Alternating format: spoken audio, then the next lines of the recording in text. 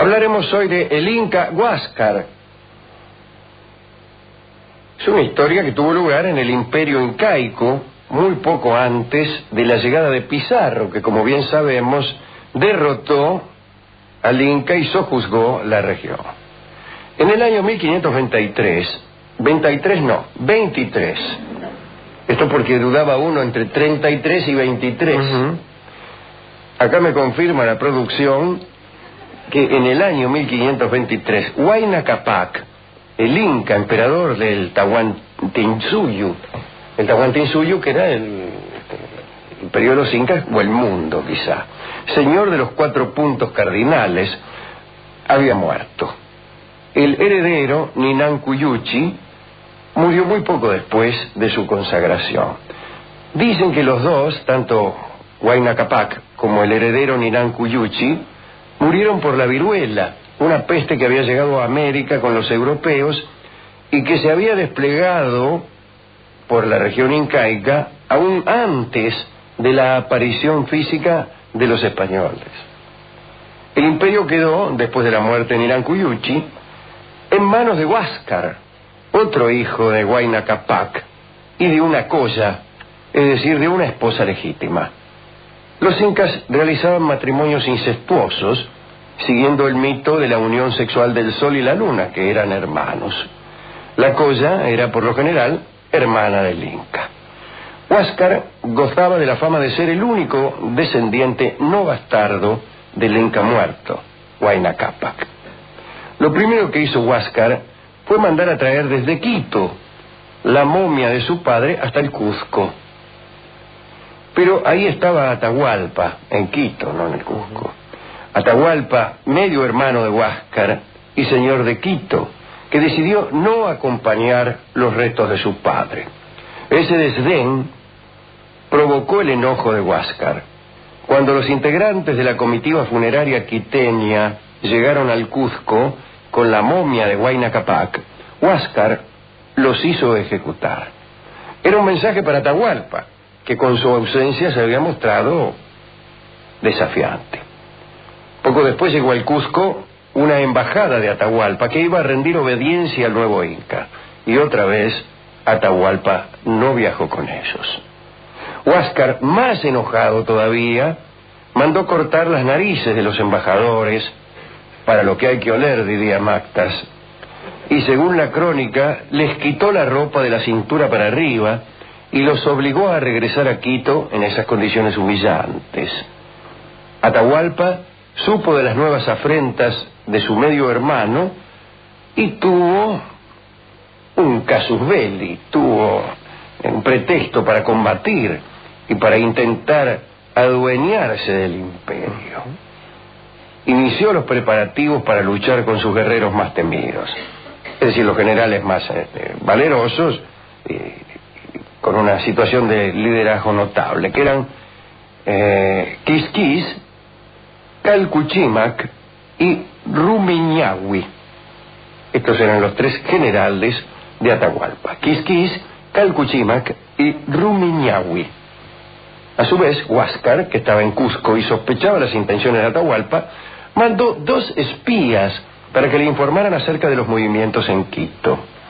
No les fue bien a esos espías, pero por lo menos Huáscar supo cuáles eran los propósitos de su medio hermano.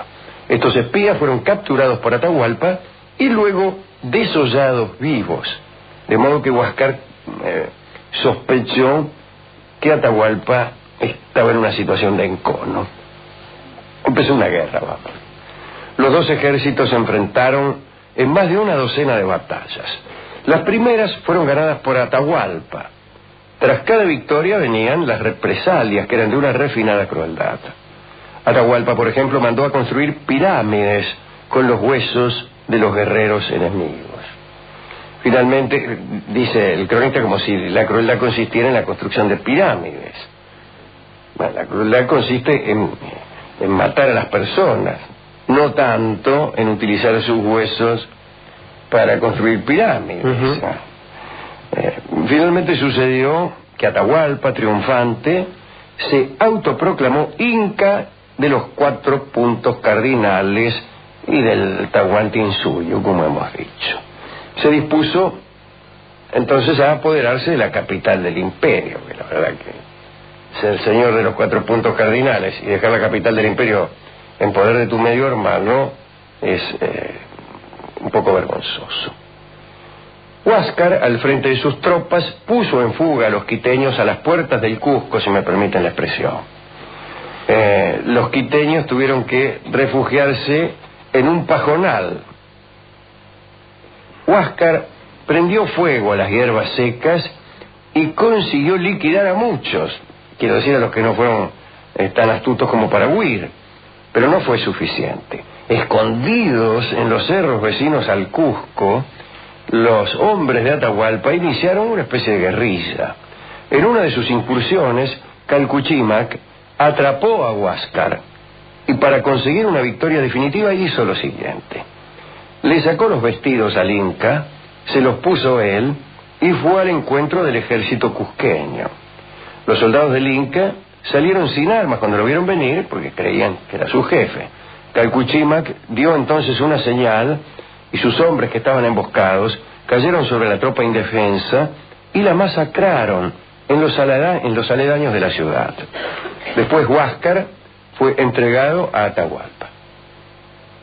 Pero Calcuchímac y Quisquis tenían miedo de entrar en el Cusco, de modo que recurrieron a un nuevo plan.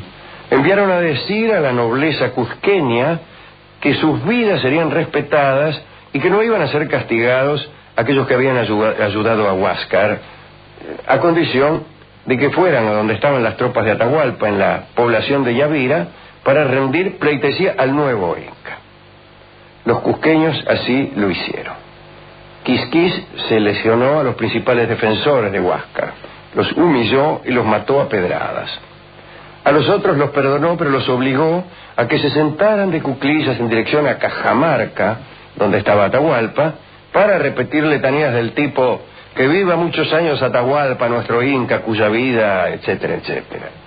Por orden de Atahualpa, todos los parientes que apoyaron a Huáscar fueron ahorcados. El caso es que entre deudos y criados del Inca desventurado, los muertos fueron 1500. Huáscar fue obligado a presenciar todas las atrocidades que soportó con una dignidad notable. Dice la crónica que en ningún momento pronunció una sola palabra. Solo cuando le tocó el turno de morir a sus hijos, pidió a Viracocha que hiciera a sus verdugos lo que éstos hacían con él. Alguien debe de haber oído sus plegarias, dice el cronista, porque poco después llegaron al Cusco chasques narrando que de la mar llegaban unos dioses blancos. Estos dioses ciertamente no fueron favorables, en realidad, para ninguno de los dos contendientes. Atahualpa, que parecía estar muy poco convencido del carácter divino de los españoles, gozaba de su victoria en los baños sulfurosos de Cajamarca, cuando fue sorprendido por Pizarro y tomado prisionero, como bien sabemos. Este hecho entusiasmó a Huáscar, que creyó que como enemigo de Atahualpa que era, iba a ganar el favor de los españoles y que por ese motivo podía ser liberado. No estaba tan errado, pero el que pensaba que precisamente eso podía suceder era Atahualpa. Y como no quería que los españoles restablecieran a Huáscar en el poder, ordenó desde su encierro que lo liquidaran redondamente, y así sucedió. Huáscar, el heredero de Huayna Cápac, apareció ahogado era el año 1532. Como bien se sabe, Atahualpa no pudo disfrutar mucho de la ausencia de contendientes para hacerse del imperio incaico.